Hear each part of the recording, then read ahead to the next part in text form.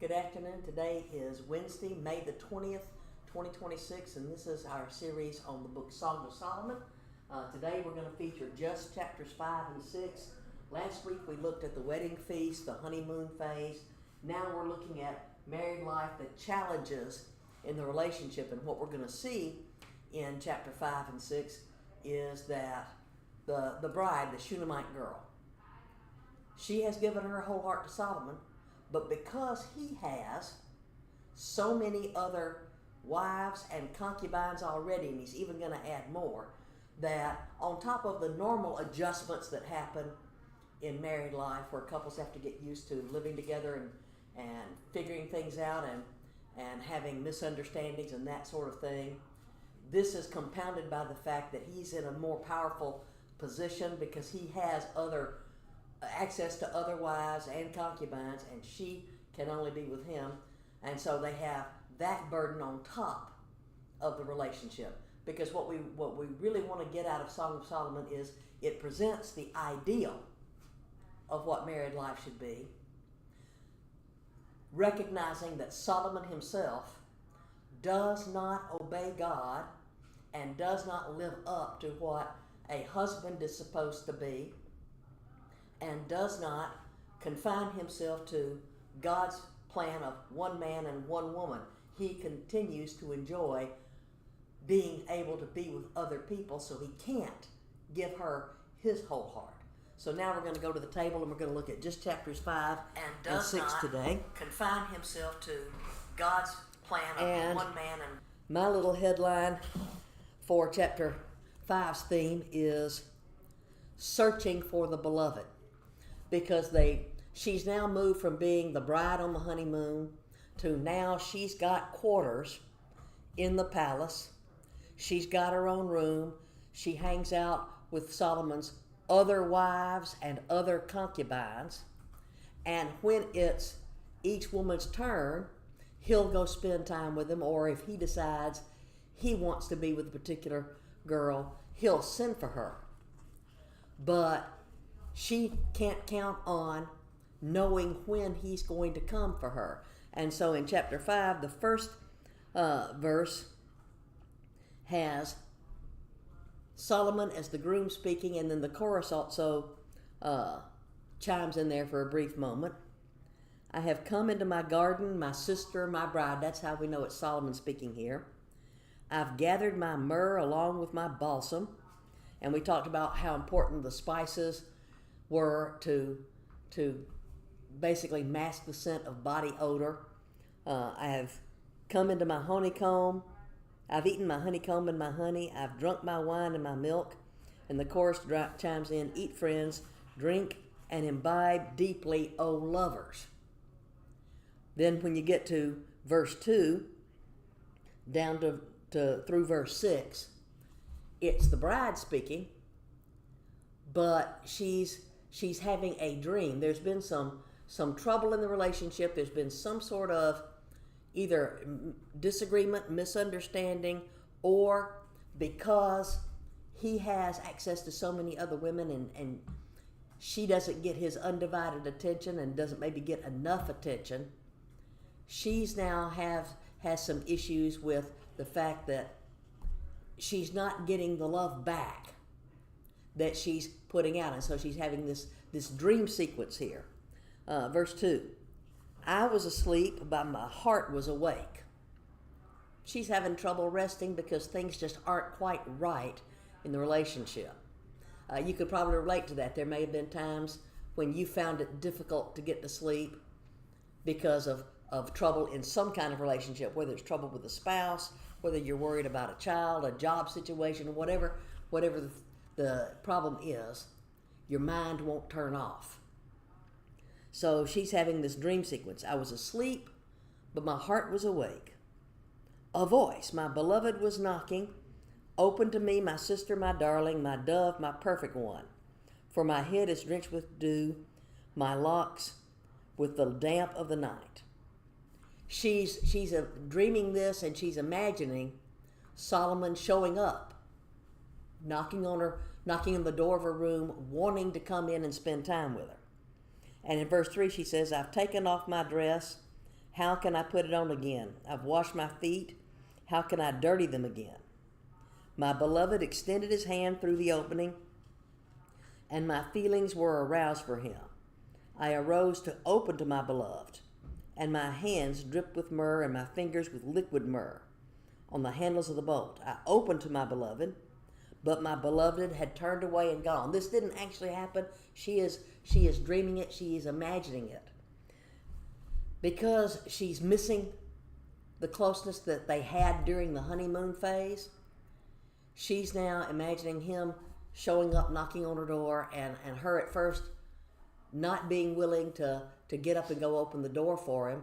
And instead of him continuing to pursue her, he leaves. So according to her dream here, she says, I opened to my beloved, but my beloved had turned away and was gone. My heart went out to him as he spoke. I searched for him, but I did not find him. I called to him, but he did not answer me. The watchmen who made the rounds in the city found me. They struck me and wounded me. The guardsmen of the walls took away my shawl from me.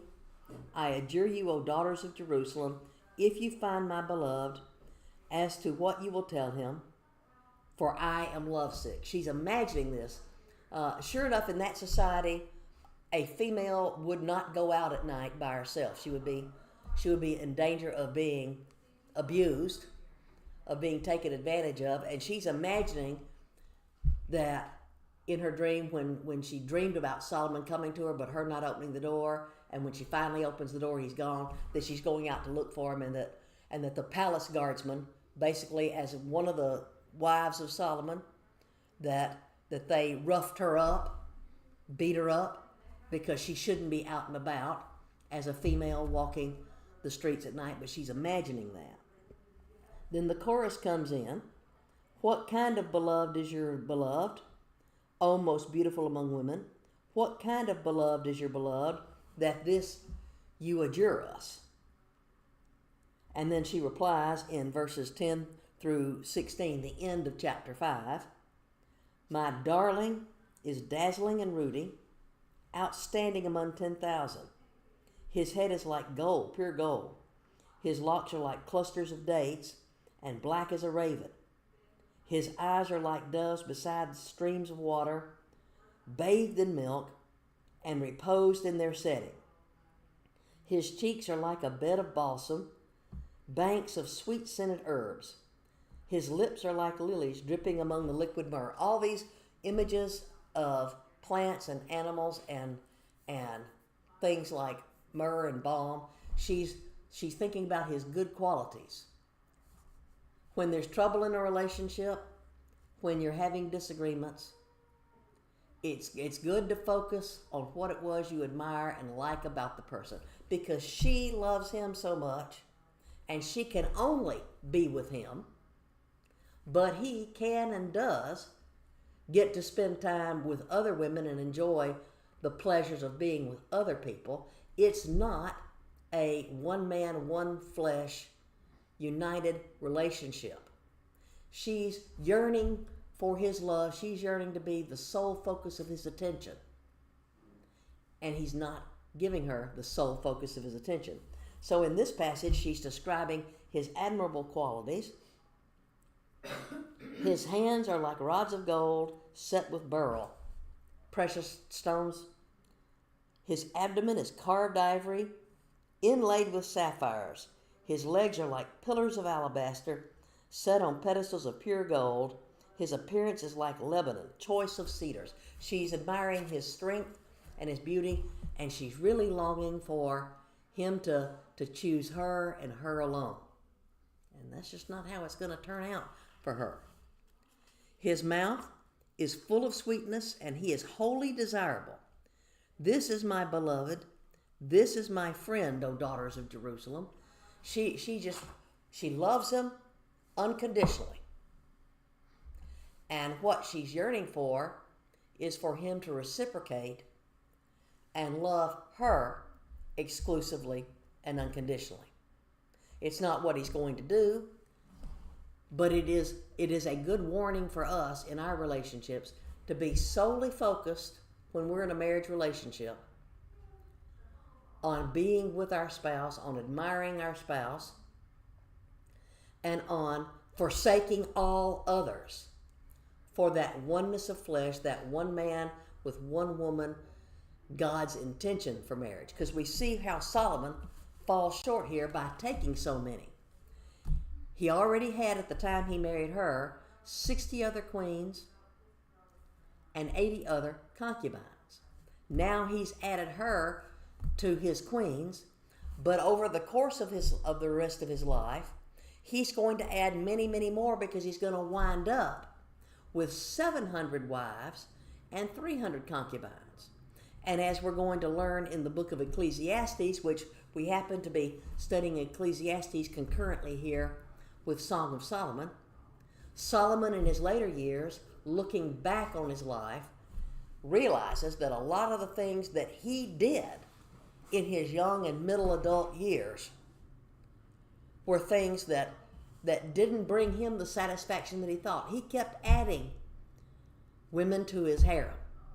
He kept searching for wisdom and knowledge and all kinds of things. And he discovered that this search for knowledge and this acquiring all these possessions and then acquiring all these wives and concubines didn't fill the spot in his heart that only God could fill. And so when he's writing Ecclesiastes, by the time he comes to the conclusion of the book of Ecclesiastes, when he's a senior adult, he realizes he did some things wrong. He did some things right. And ultimately, he realized that the pleasures of the world, whether they're pleasures of the flesh or pleasures of seeking out knowledge and acquiring all kinds of gold and silver and horses and possessions, just isn't enough. That ultimately you have to find your peace and your rest in God, or you don't find it at all. And so Song of Solomon points out his shortcomings in regard to relationships. We're now in chapter 6, and my chapter theme for that one is when the bride, again, she's wholeheartedly devoted to Solomon. She is doing the biblical ideal for marriage, where a couple is supposed to cleave to each other and forsake all others. She is totally devoted to Solomon.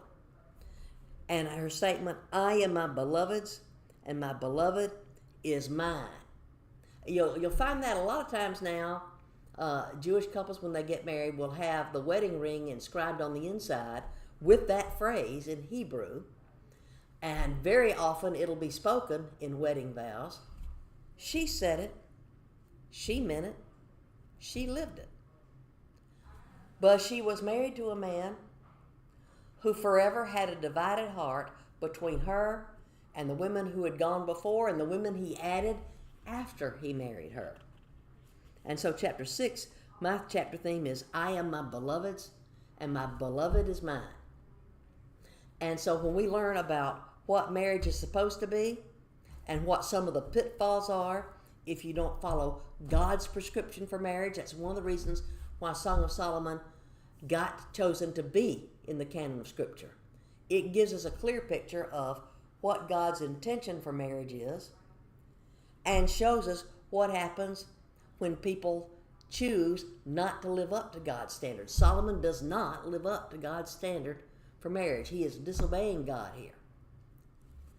But the bride is still doing it the right way. She is still loving her husband no matter what. And so chapter 6 opens up with the chorus saying in verse 1, Where has your beloved gone, O most beautiful of women? Where has your beloved turned, that we may seek him with you? Because they're the right kind of friends. They want her to experience the joys of her married life.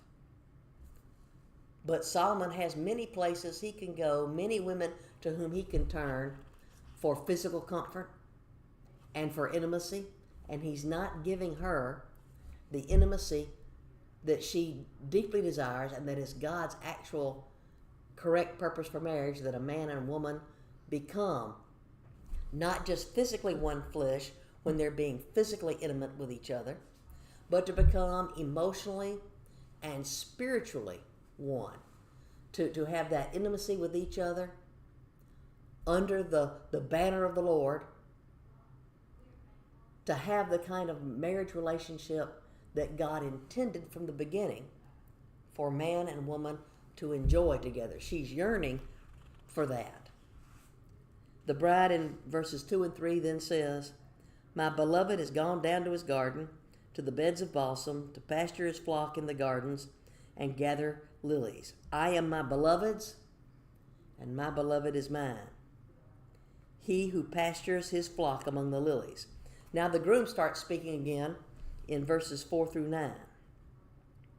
"You're as beautiful as Tirzah, my darling, as lovely as Jerusalem, as awesome as an army with banners. Turn your eyes away from me, for they have confused me. Your hair is like a flock of goats that have descended from Gilead." And remember, these are all positive things.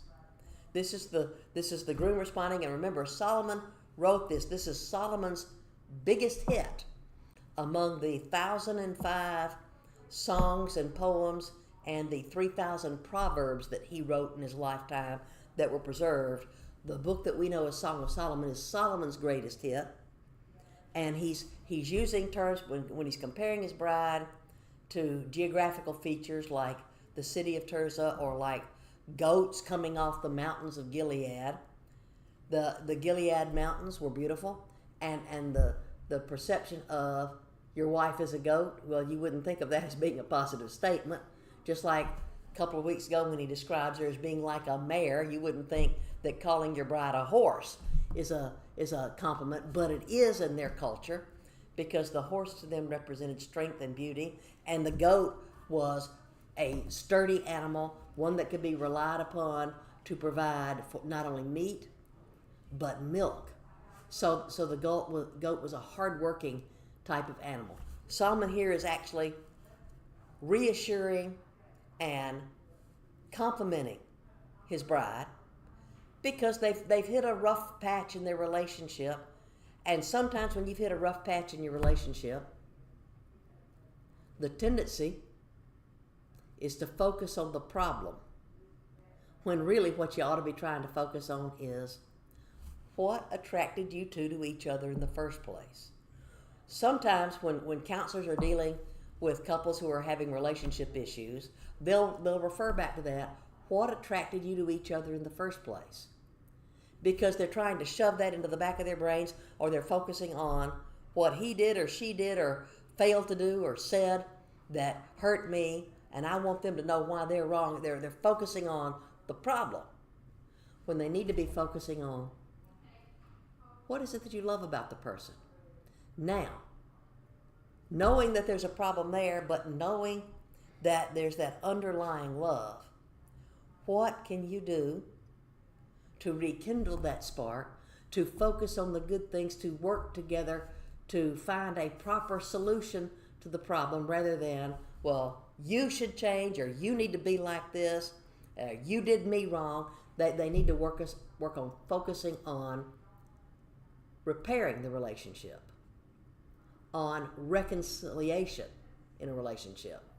I've made reference to this in some of the other Bible studies and podcasts that we've done, but the house that we've lived in for the last 28 years, we have a living room, kitchen, dining room combo, and from the kitchen area you can see through where the stove and the oven are at into the living room.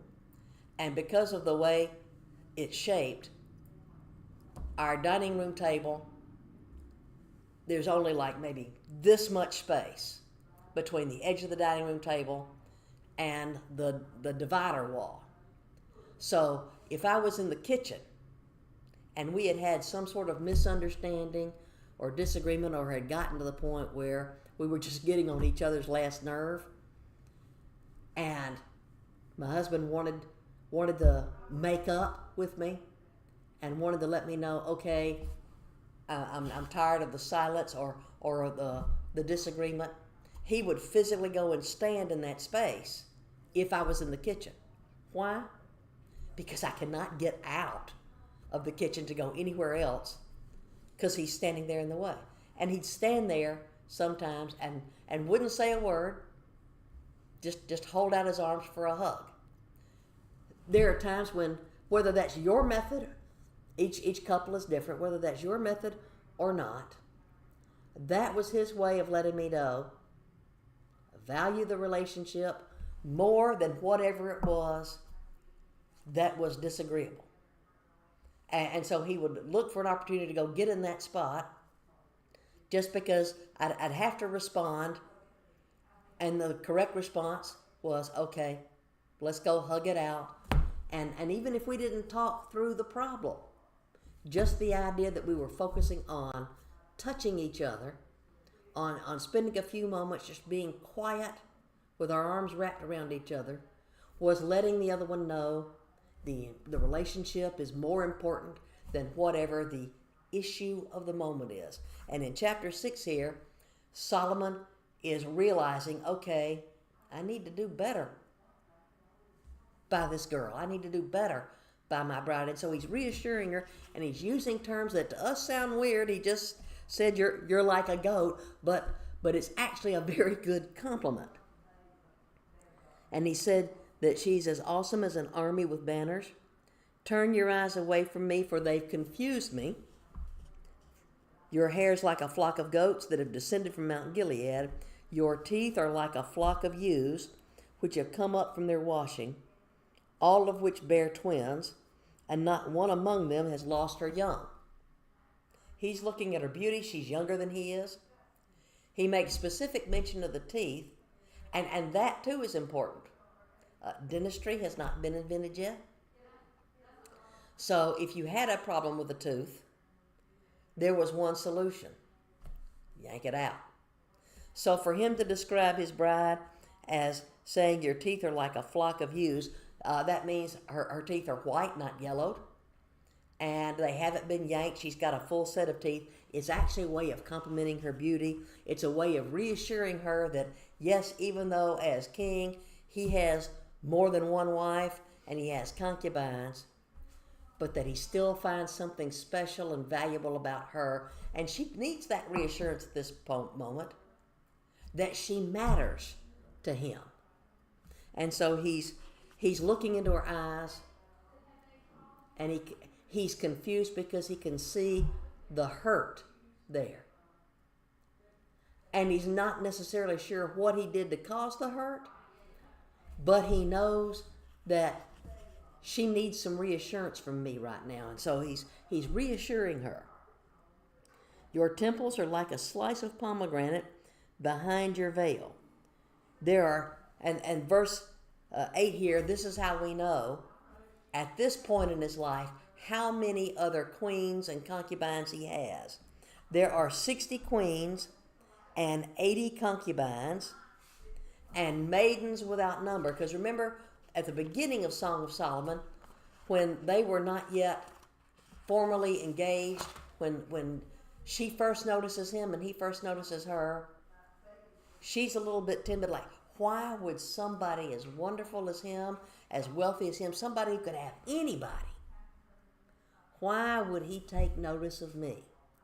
And he just made mention of that yes, there are these other queens, there are these other concubines, and there are these maidens without number, but my dove, my perfect one, is unique. She needs to hear right then that he sees something special about her, that it's not just a case of, okay, yes, he's got other wives and concubines that he'll go and spend part of his time with. He's not always coming to bed with her every night, but that he does care about her, but that he sees unique qualities in her, that she's got something that none of the others have that's attractive and appealing to him.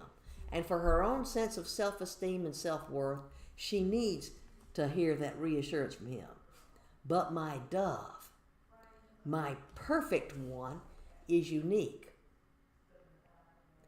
Any husband who tells his wife that she's perfect for him, that among all the girls he's ever met or known, that she's the one that he's attracted to, he will have that woman's heart. She is her mother's only daughter. She is the pure child of the one who bore her. The maidens saw her and called her blessed. The queens and the concubines also, they praised her. Now Solomon is acknowledging, look, bride, Shunammite girl, don't be intimidated by the other women who are part of the royal palace. That the other queens and the other concubines, they see qualities in you. They see some outstanding things about you that they admire. And so the chorus then chimes in here. Who is this that grows like the dawn, as beautiful as the full moon, as pure as the sun, as awesome as an army with banners? The chorus is encouraging the bride too. It's not just Solomon who's admiring her beauty, and he's reminding her, hey, the other wives, the other concubines, they all see something special about you too. Her friends in this chorus are doing the same thing. And now in verses 11 and 12, the groom is speaking again, Solomon. I went down to the orchard of nut trees to see the blossoms of the valley, to see whether the vine had budded or the young pomegranates had bloomed. Before I was aware, my soul set me over the chariots of my noble people. Then the chorus comes in. Come back, O Shulamite. Come back, that we may gaze at you. She's timid about being out and about in public and having other people see her. She's not sure that she's worthy of all the love. And everybody at this point is reassuring her. And then the groom comes in. Why should you gaze at the Shulamite as at the dance of two companies? He's reassuring his bride.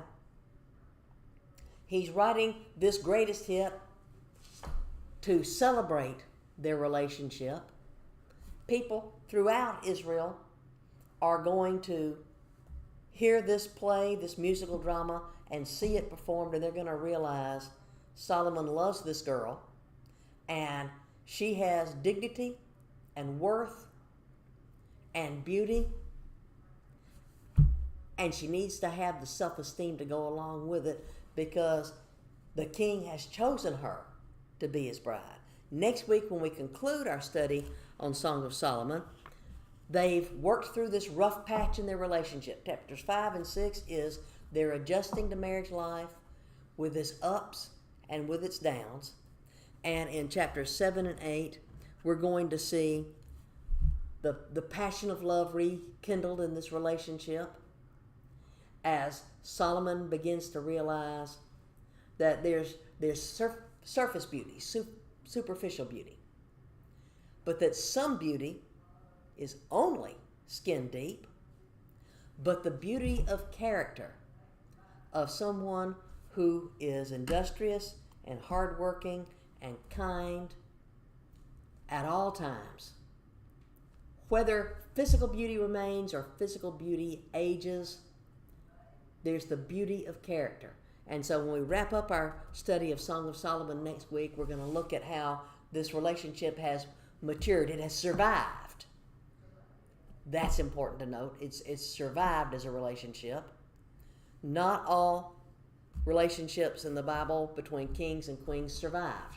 I give you, for example, David's relationship with Michal, the daughter of Saul, his first wife.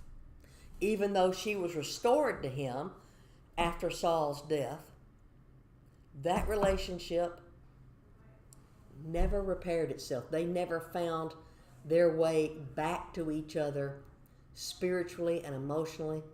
And when Michal saw David worshiping God with all of his might, and she criticized him for it, basically, he quit having anything to do with her. She stayed in the palace, but the relationship, the emotional relationship, was as broken as the physical relationship and never recovered. The good thing about this Song of Solomon in the Bible is that we see Solomon's relationship with one of his wives, and it survives the rough patch. to become a relationship that mends over time, and that the couple continues to be able to enjoy their married life and relationship, and that he learns to respect the fact that her character is more beautiful than her body, and her body is beautiful, and that she has preserved herself for him, and that she has wholly devoted herself to him. She's doing marriage right. She's utterly devoted to her spouse. And the life lesson is he didn't follow God's plan. He never gave her his whole heart, but their relationship does survive, and we can learn from Solomon's mistakes as well as from the good judgment he had to marry a girl who would stay totally devoted to him. Next week, we'll look at chapter 7 and 8. Thanks for watching.